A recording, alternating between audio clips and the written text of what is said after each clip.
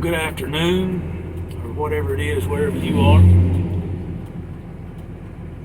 Did you know that the inherent belief or thought pattern of fallen people, sinners, is that if God were really good and righteous, I'll even go so far as to say, well, I'll answer that in a second. I'm getting ahead of myself, but the inherent thought of fallen people is that if God was really good and righteous, He would give us a better deal.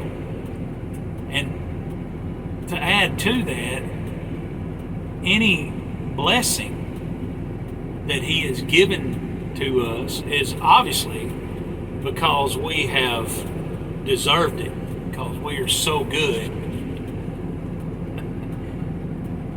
And people look out there and they say, like the Pharisee when they were at the temple praying, him and another guy, a publican. The publican beat his chest and couldn't even raise his head, and he cried out and he said, "God, forgive me, a sinner." And the other guy said, "I thank you that I'm not like that guy." People look at that issue where Pilate mixed the blood of those guys that were in there in the temple worshiping, doing what they were supposed to be doing. And they look at them and they say, obviously they done something wrong, because look at what happened to them. Or the tower that fell on the 18. It must have been that they were bad people. And Jesus' response was, if you don't repent, you will suffer the consequences. You will also perish. And do you know that the prevailing view of most evangelicals is their view of humanity? And that view is shared by 72% or more of evangelicals, that man is basically good. Boy, got a skewed vision of what people really are. The biblical view of man is, at his core of his being, he is dead in his trespasses and sins. Where's the verse, you might ask? Well, Romans 3:10 says, "There is none righteous, no, not one." None. Well, at least if you're born again, you have now the righteousness of God that has been imputed to you, and you have now been made alive unto God. But remember now, don't get too big for your britches, because Romans 7 talks about Paul. He was talking about himself. He said, we're still waiting to be delivered from this body of death. He said, who is going to deliver me from this body of sin? He said, "Oh, wretched man that I am."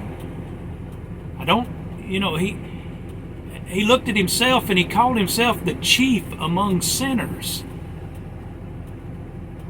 So we must be made aware constantly that as a fallen creature, God owes me nothing but punishment. And every second that I exist in this world free of that punishment, I exist by grace and by God's grace alone. It is the reality of the fall of man that, and the condition of the sinfulness of sin that must be kept before us when in this life we are wrestling with the question of evil and suffering that we experience in this world.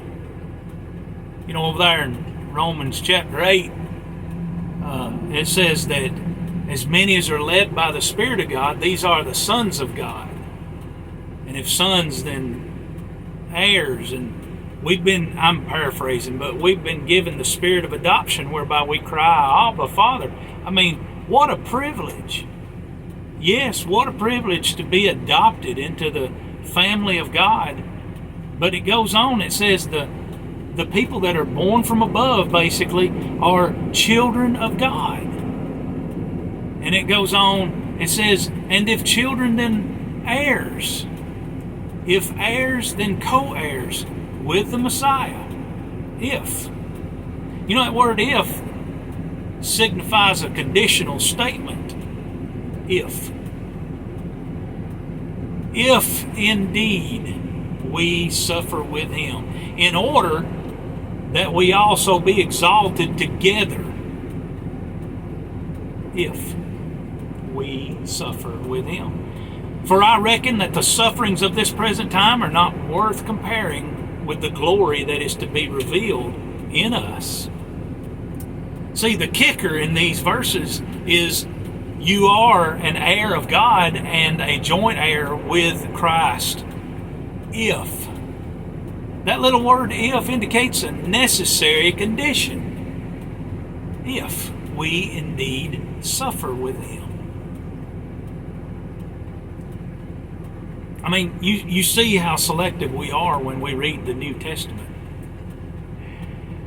And on top of that, on top of our selectiveness of what we read, you know, and what we claim,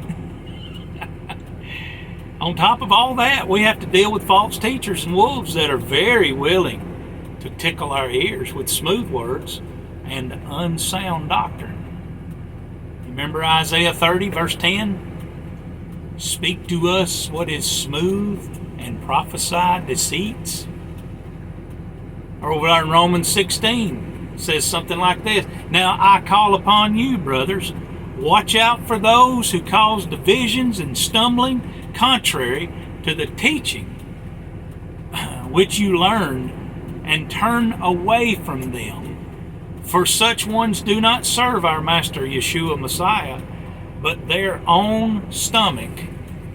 By smooth words and flattering speech, they deceive the hearts of the innocent.